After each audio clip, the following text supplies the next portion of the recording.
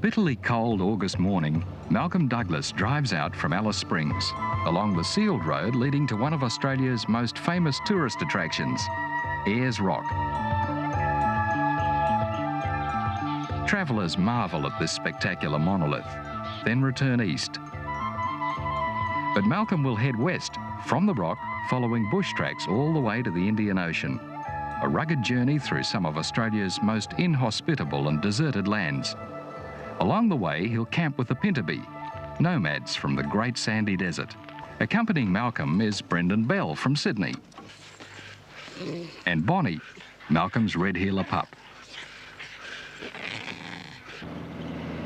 The road leading to the mysterious Olgas cuts deep into the plain. 30 kilometres away, the bizarre group of ancient, eroded sandstone, regarded by many to be more awesome than Ayers Rock. The major peak, Mount Olga, towers 546 metres above the desert. That's 200 metres higher than the rock. Only the most adventurous go beyond the Olgas, for this is the beginning of the Gun Barrel Highway. There are no towns, the road deteriorates, and permits must be obtained before passing through Aboriginal lands. Near the Northern Territory West Australian border, one of our most sensational mysteries began. In this cave, the famous prospector, Harold Lassiter, sheltered for 28 days after his camels bolted. Attempting to walk 140 kilometres back to Mount Olga, he perished. Nearby, Malcolm inspects veins of quartz. Perhaps Lassiter, in his exhausted state, thought that he'd located deep deposits of gold here. And with the passing of time, the mystery of Lassiter's lost reef has become even more intriguing. Wherever water's found in the desert, budgerigars flock to drink, landing for a few fleeting moments before instinctively wheeling in unison into the air. This nervous, erratic behaviour is provoked by the watchful falcons that prey on smaller birds. All wild budgerigars have the same bright green plumage. The variety of colours seen in domestic budgies throughout the world has been developed through selective breeding. Before moving on, Malcolm cooks up the last of his fresh meat. A shovel makes a handy barbecue plate.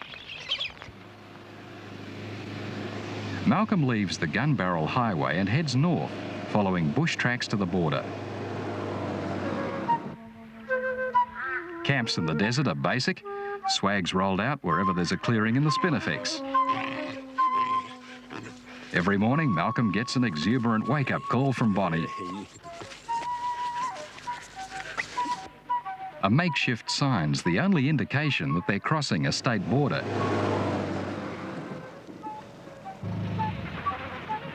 A brilliant display of Sturt's desert pea demands a closer look. After rain, they grow in profusion throughout the arid regions of Australia. This is one of our most spectacular wildflowers.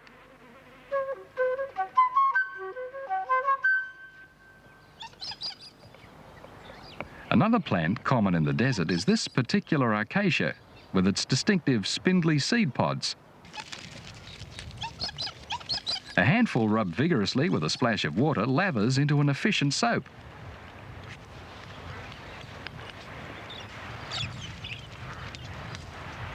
Of all the desert's strange and unique animals, the most bizarre is the thorny devil. Normally a slow plodder, it can run quickly from danger.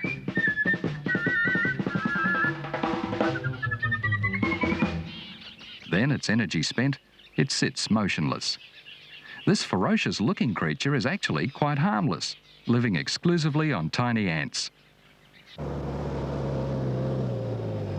In these remote areas, it's often cheaper to abandon an old car rather than pay to tow it hundreds of kilometres to a garage. Malcolm spots what appears to be a good jerry can and decides to help clean up the environment.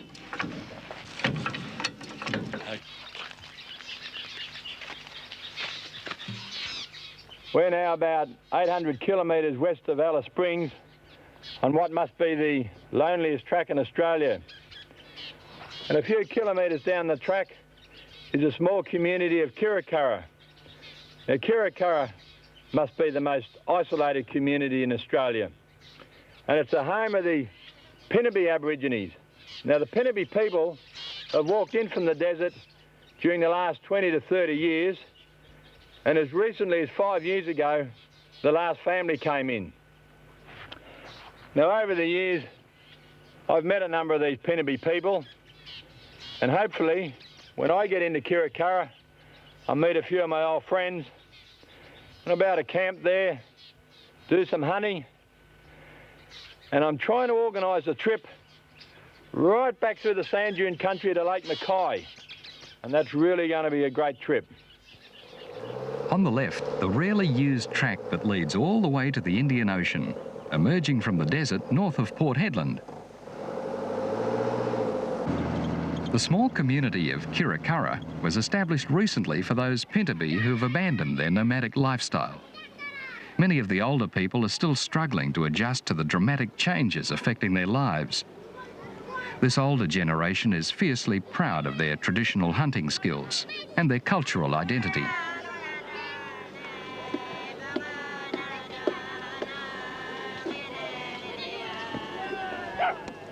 The younger generation too have had to cope with the new ways. Even satellite TV has reached this remote part of Australia, and daily life in the community is often organised by what's on the box. 10 for the dog, 6 for the cat. All right, the first dog... And most of their food's no longer collected in the bush. Once a fortnight it arrives by truck from Alice Springs.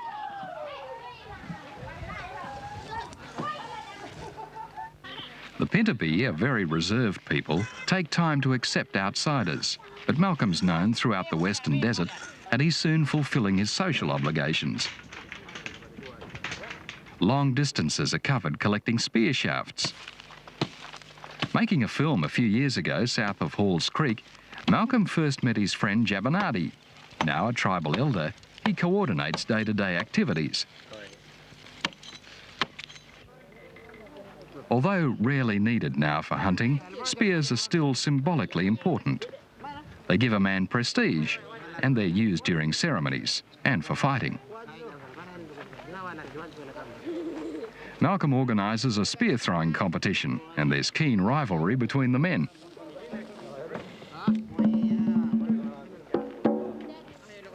The spear thrower, or woomerer as it's commonly called, gives extra leverage to the cast of the spear. And to hold it all together, a wooden hook on the end of the spear thrower fits into a small depression in the end of the spear. It takes considerable practice to acquire skill and accuracy with this weapon.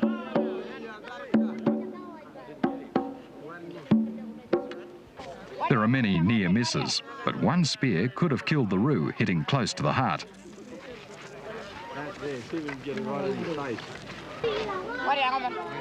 For countless generations, the desert Aborigines have recorded their religious beliefs in geometric designs, carved into stone and wood. Displayed during ceremonies, the patterns depict the dreamtime travels of totemic ancestors. The circles are waterholes. The connecting lines represent tracks. Recent worldwide interest in these paintings has encouraged the traditional owners to paint their stories in acrylic on canvas. Top artists can command $2,000 or more for a completed work.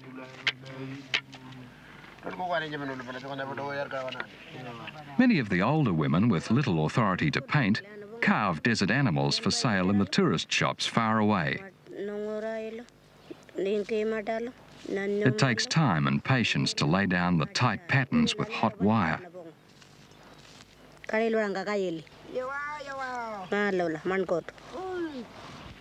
The Pintaby are superb hunters and spend long periods tracking their favourite food, lizards. During the colder months, goannas lie dormant under the sand. When a hole's found, digging sticks probe the soil looking for the burrow, and an experienced eye can detect a slight variation in the soil texture that will reveal a goanna below.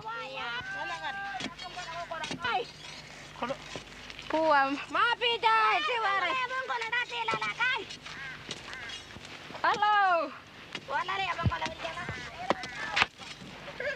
Prey is killed immediately before it has a chance to escape. Controlled burning is an age-old hunting technique. When the spiky spinifex is too thick for easy access, it's fired to expose hidden burrows and drive animals into the open. Because there are now few Aborigines hunting in their tribal lands, the spinifex is rarely burnt. Already environmental changes are evident, and many animal species are classified as endangered. It's likely that in the future, controlled burning of these arid lands will be reintroduced. Firing ensures that the spinifex doesn't dominate other plant species and keeps the ground clear of debris so that the small animals can move freely through the bush. The burrows are easy to see in the smouldering, barren earth.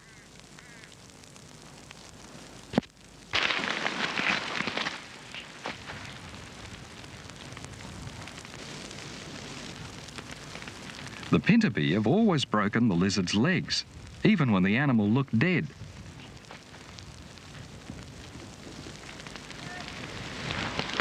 Blue tongues too are driven from their cover.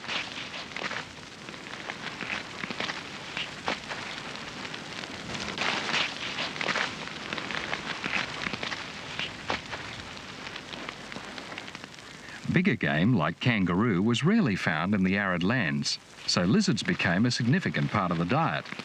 And the pintabi have sometimes been called the lizard eaters.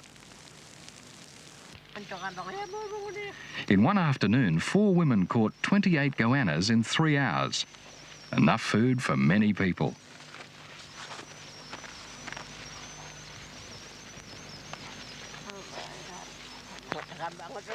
And a roaring fire heats the sand for cooking.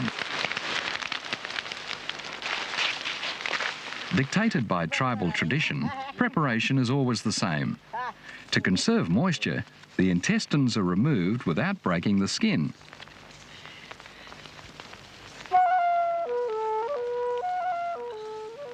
As the flames die, each lizard is briefly singed, and when the skin contracts, it seals in the juices. Then the animals are roasted in the hot sand.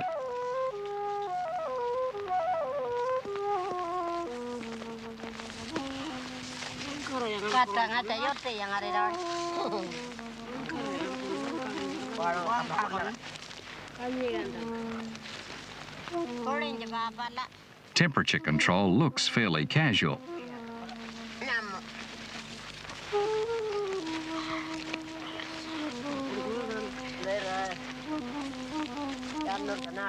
In Aboriginal society, an animal, regardless of size, is always shared. If there's only one lizard, it's broken into pieces and distributed according to kinship and tribal importance. Today there's plenty, so whole lizards are handed round. Goanna meat, white and juicy, tastes a bit like chicken. At the end of the day, Malcolm's contribution is always the billy of tea. Until recently, a small bush growing on top of the sand ridges was of great importance to the desert dwellers. The pliable bark was used to weave sandals. Even the tough feet of the Aborigines cannot withstand the intense heat radiating from the sand in the summer. So sandals were always worn on long journeys.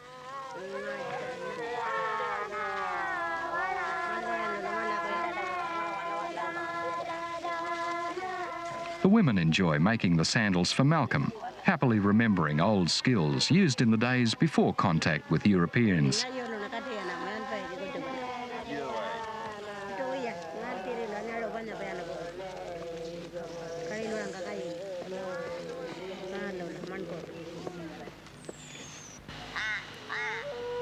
The staple food of most Aboriginal tribes came from seeds ground on stone and baked into loaves in the coals. The pintabi still actively forage for many kinds of seeds. Noonamar is gathering small grass seeds collected by ants and stored at the entrance to their nests.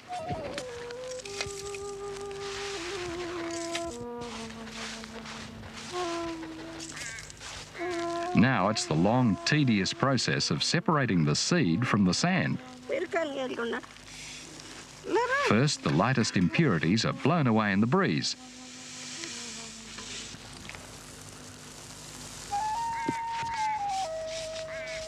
Although a shaped piece of metal has now replaced the traditional wooden coolerman, winnowing is still an art acquired only after years of practice.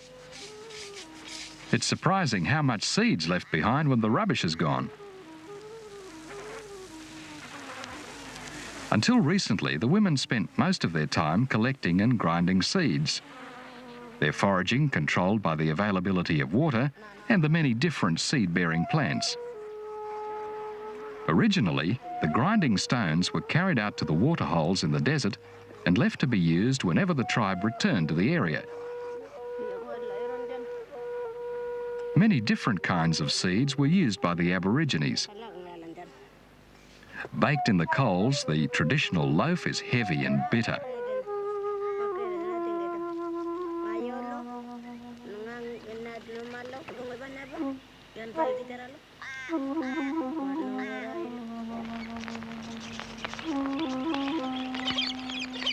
So the following morning, Malcolm prepares a damper mix that he finds more palatable. Just getting the morning damper finished off. The usual mixture of just self-raising flour and water and a touch of salt. You can put in a bit of milk, powdered milk if you want to. Just mix it up till you got a dry mix. Now I either just cook it straight in the coals, or another good way is to drop it in your pan there. Just nice and cold, the pan, no oil or anything. You don't have to use oil if you don't want to, or you're short of oil, which we are now. Bit of dry flour on the top. And just watch this. We just make a good hole in our fire. You notice we've got no flame at all. That'll burn the damper. Dig a hole into the hot sand. We had a good fire going early this morning. Nice and flat. On we go. The hot sand and the coals.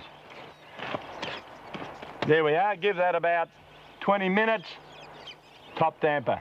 We'll have a... Righto, let's have a look at this damper. It's been in here about half an hour. Here's our frying pan. Looks pretty awful at the moment. But the surprising thing is, once you get it out, all the dust and hot sand and ash comes off it. Just put it on my little plate here because it's a bit hot. How's that? Break it open. Beautiful damper. Look at that. Even got a few raisins in it. That's very easy to make. You can knock them out every morning.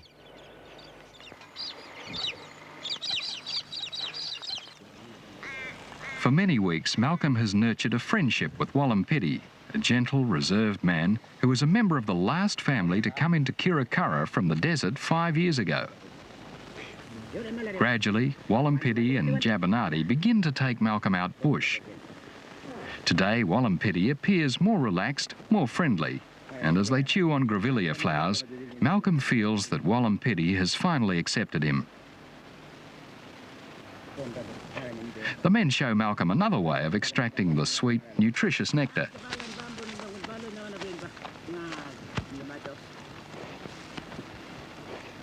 At last, Malcolm can pack for his journey to Lake Mackay when he gets this final gesture of approval. Lake Mackay is over 100 kilometres long, a huge expanse of dry salt locked between countless sand dunes in this distant part of Australia. The 4 tribesmen who'll accompany Malcolm, Walumpidi and his young brother Walala and Jabinati and Jackamara, speak very little English. The men are fascinated by the map of their tribal lands, but the details mean nothing until it's turned upside down, and then they read it perfectly. Walumpidi and Walala are still very shy, and even now, after 5 years at Kirakara, they sometimes look lost and bewildered. It's likely that in the future they'll be given government support to establish a 4-wheel drive track deep into their homeland. The Pintupi are now extremely mobile, hiring small planes to visit distant relatives. Chartering the first available plane, Malcolm flies out for a reconnaissance over the country they're about to tackle in the Land Rover. The southwest corner of Lake Mackay, a salt pan that reaches far beyond the horizon. Stretching over thousands of square kilometres is some of the most desolate country in Australia.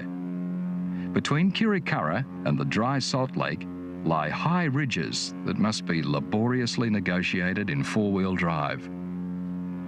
The following day, the men set off into the wild heart of Australia.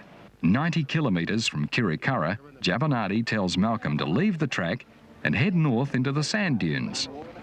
Here, the trailer must be left behind.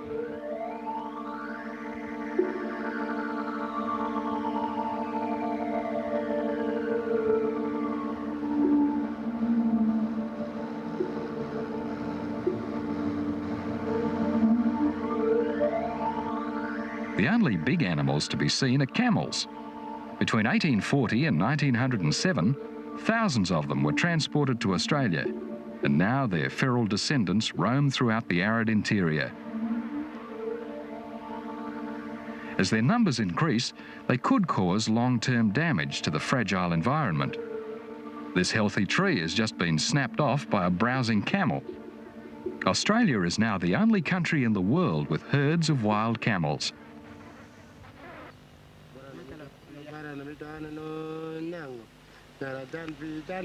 Jabonati's immediate concern is for fresh water.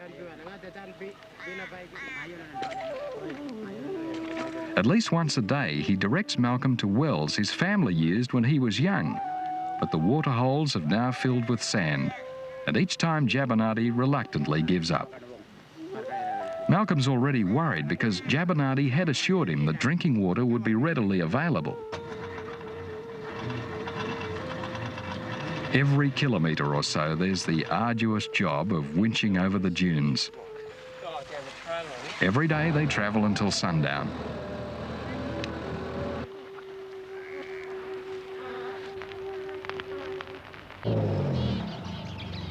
Returning to camp in the morning after taking some photos, Malcolm finds a species of tree that's often infested with witchetty grubs. His favourite bush tucker.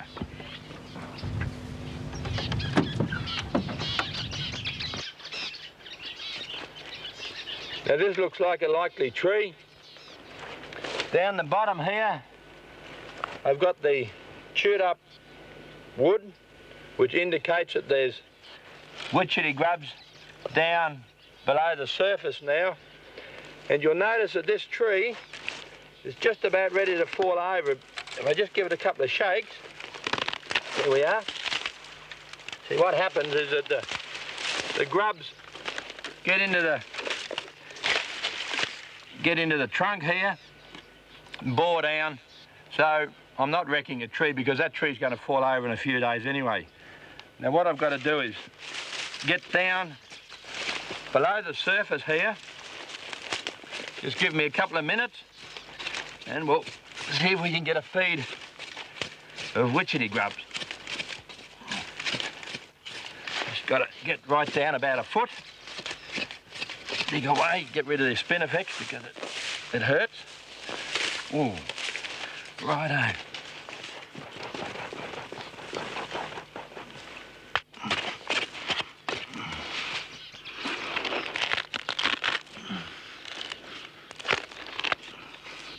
Now I'm just about down to the root. I just got to get rid of some of this rubbish. Get this root out. There we are. I've cut it through. Now, I can see in here at least one rather fat witchetty grub. Just grab a knife. Now let's see. Get my knife open. Get it out so you can all see it. Here we are. Now, there's that dust that I was talking about earlier, the dust from the chewed up wood from the grub. Just open this up. The wood is very hard out here in the desert, of course. Got to try and get him out. fact, I'll just get this one out here. Here's one here. Aha. There we are. Look at that. Beautiful. Mmm. So sweet. Now let's have a really good look at this grub. You can see nice golden colour. It's got a very small head with large nippers for chewing through the wood. Now, all witchetty grubs have virtually no legs. Just 6 very immature ones right near the head, but they just virtually pull themselves through the wood. Now, I'll just have a look down here, see if there's any more.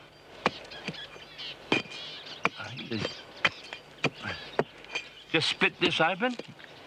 There we are. Here we are. Here we are. Another one.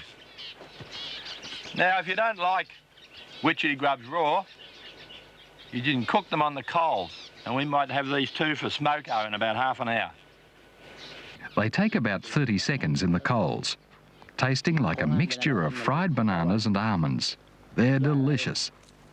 There are several species of witchetty grub found throughout Australia. Some develop into moths, others into big beetles. Considered a special treat by the Aborigines, they were most valuable as nutritious and easily digested baby food. Witchetty grubs vary in flavour according to their species and the type of wood they feed on, and some do taste better than others. After finishing off the witchetty grubs, the men dig through the sand out on the saltbush plains, sifting out small bulbs. Malcolm's constantly impressed by the pintabee's ability to find food. Sadly, these people are the last generation to grow up in the desert, and many of their survival skills will die with them. The bulbs look like tiny onions. The skin's rubbed off, and they're eaten raw.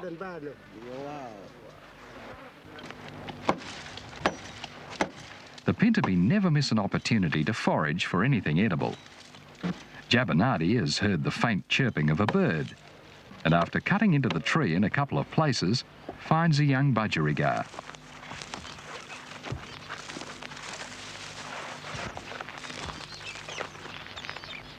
He quickly lights a small fire and cooks the meagre meal in the hot sand.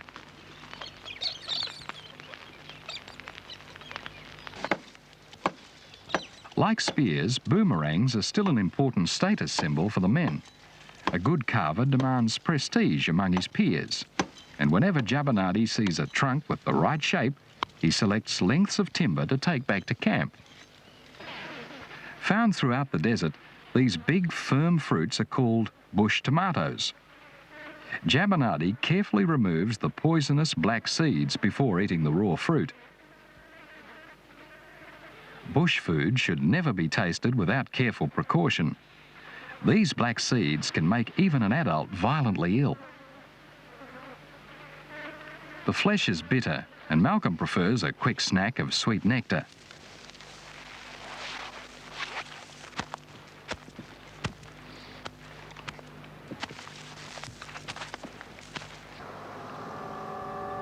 Out here, parallel sand dunes dominate the landscape.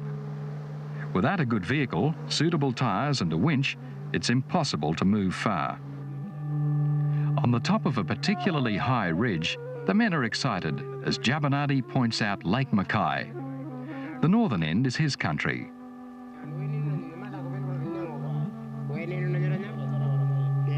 While Wallampidi explains that his family camped and hunted more to the west. They were only located by the authorities when the nomads came in for water at a new bore south towards Kirakara near the Alice Springs track.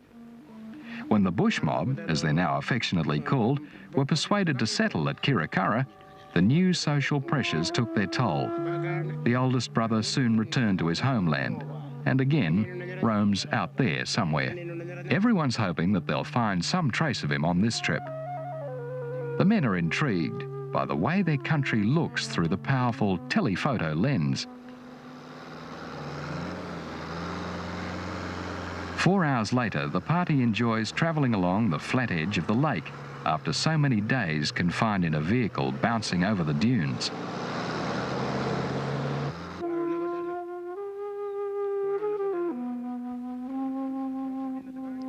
Out from the shoreline, Jabonati is anxious to show Malcolm and Brendan something new.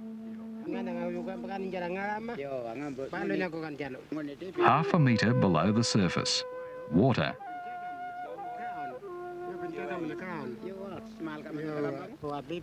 Jabonati insists that they try some, and when Malcolm goes along with the joke, there's much merriment among the men.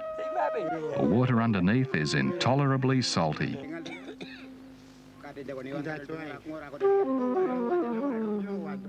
The perimeter's covered with weird patterns of solidified debris.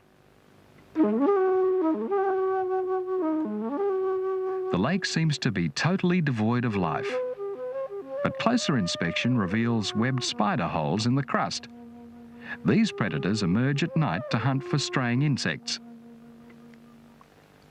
Wallampiri signals. He's found animal tracks. Within the hour, Jack O'Mara has speared the quarry. A feral cat. He assures Malcolm it's fat and will be delicious.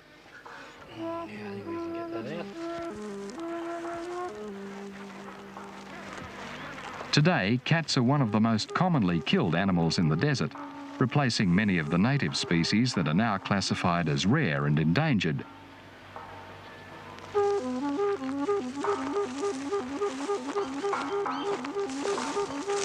"15 minutes in the coals, and lunch is served." Driving across loose sand littered with dry wood as sharp as nails, punctures are a constant problem, and Bonnie gives Malcolm a helping hand. These days, with wide rims and specialised tyres, anyone planning a journey by four-wheel drive should make sure they know how to change a tyre and carry the necessary equipment to do the job. After a midday camp, they're on their way again, heading for the western side of the lake.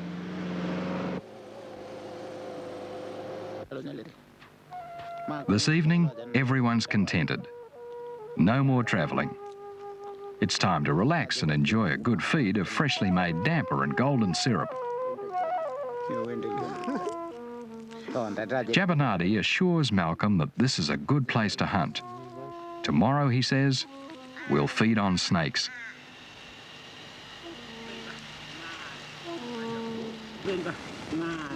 Jabonati, happy to be on the edge of his country, ties his hair in the traditional manner. The headband of red wool is worn only by initiated men, and in the old days, spun human hair was used. The men trek out towards the edge of the lake.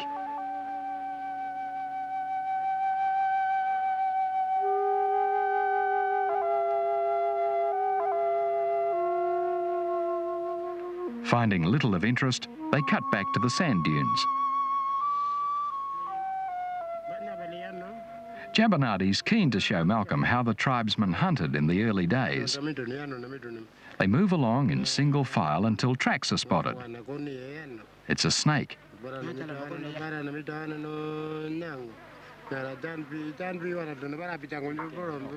A Woma python.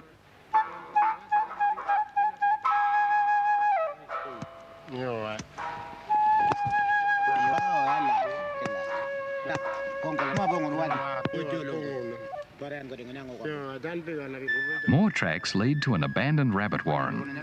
The men had been looking forward to feasting on rabbits, but in such a dry year, the burrows are empty. The Aborigines recognise the tracks of every animal, and they know that a Woma python has gone down this hole.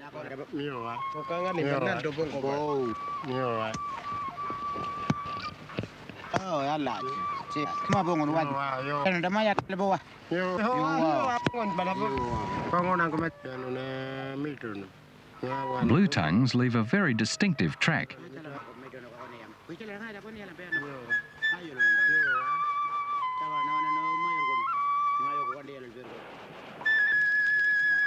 Any lizards concealed in the impenetrable spinifex are flushed out with fire.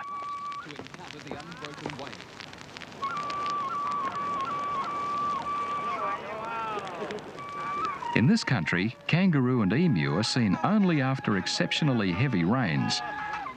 So lizards have always provided the bulk of essential protein for the people.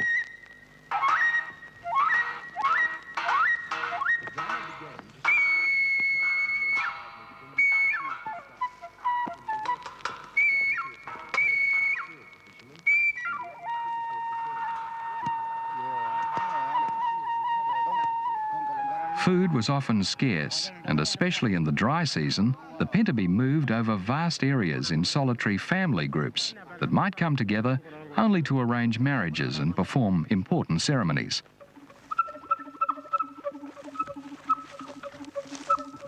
In times of drought, it could be years before the Pintupi were able to hunt in the far regions of their tribal lands.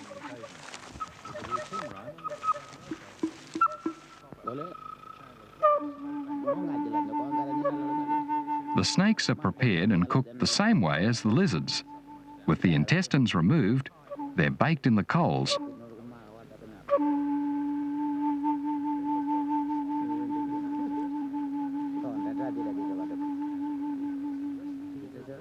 Later in the day, Wallampiri and Wallala head off, hunting together, always on the lookout for signs of their older brother. And in the cool of the evening, they track down a feed of thorny devils.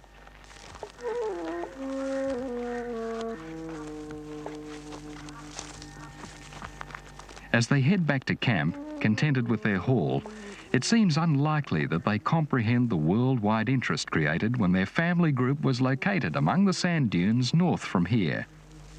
Their older brother, now back in the desert, is one of the last Aborigines still leading a nomadic way of life. Europeans settled in Australia over 200 years ago.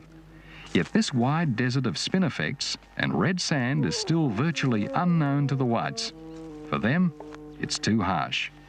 For the Pintupi, it's paradise. A few days later at sunup, Malcolm's keen to get moving. Their water's precariously low. A scorpion scurries off, and Malcolm's alarmed because it probably moved in under his swag during the night. Although not deadly, it could inflict a painful sting with the vicious barb on its tail. A nocturnal animal, it works steadily to burrow down before the heat of the day.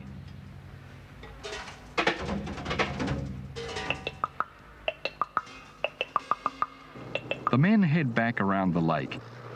Malcolm's now very worried about their dwindling water supply, but Jabbernady's still confident water will be found. It's back into the sand dune country. On the second day, Jabernady assures Malcolm that he found water near here as a young man. This bush, a melaleuca, prefers wetter conditions, indicating that there should be underground water. With uncanny accuracy, he leads Malcolm straight to the old well. When family groups walked from one waterhole to the next, the wells were kept permanently free of sand and debris. But the water could still be many metres below the surface.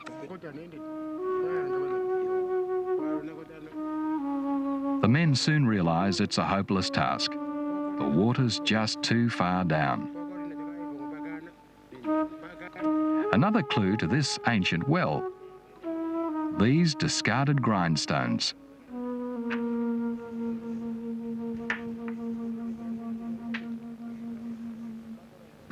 Malcolm has no option but to head back to Kirakara as soon as possible.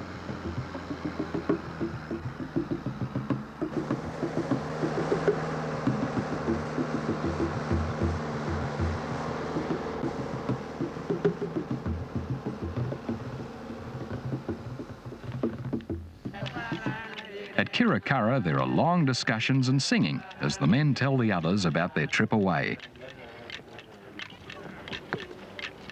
Then they sing a Dreamtime story about winged termites also travelling north to Lake Mackay. The preparations, which take several hours, are more important than the actual dancing. As the decorations are assembled and the body designs daubed on, the singers tell in detail the story of the insect's journey, from rock holes to swamps, to soakages, and on to permanent water holes. These stories, passed on from one generation to another and endlessly repeated, teach the people where water can be found in the desert. Such information was vital for survival.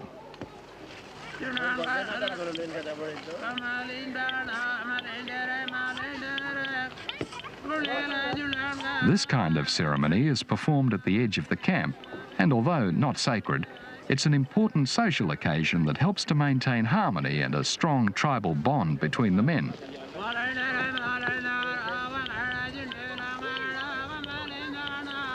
A backdrop of eucalyptus branches is always erected for the dancers, and Malcolm, now well accepted by all, is expected to help out.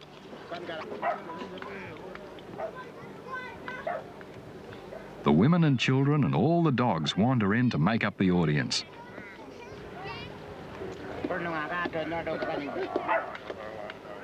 After several hours of preparation, the performance lasts only a few minutes. To an outsider, the corroboree might look simple, but to the Aborigines, the symbolism and the singing of their dreaming stories is what's really important. These social gatherings are necessary for the Pintupi. They help maintain a culture now under tremendous pressure from a rapidly changing world. And now it's time to leave. So when Malcolm says goodbye and heads west, he's already planning another journey north of Lake Mackay. Over the past 50 years, many of the native animals have disappeared, and Malcolm's hoping a long expedition into the sand dune country might help solve this mystery.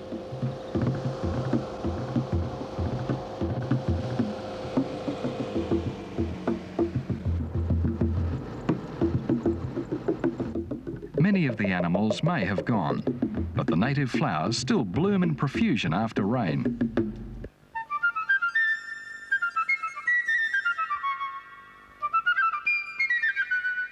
A 1,000 kilometres from Alice Springs, a 200-litre drum supports a sign erected by Len Badell, who surveyed the desert roads 30 years ago. So few people travel these tracks that everyone who gets through records their journey.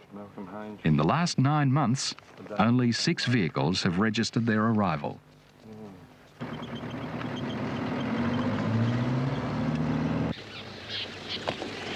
Within 2 hours, they reach another famous outback track, the Canning Stock Route at Well 33. Travelling the old stock route from well to well is becoming a popular trip for the most adventurous. Bicentennial funding provided new signs for each well.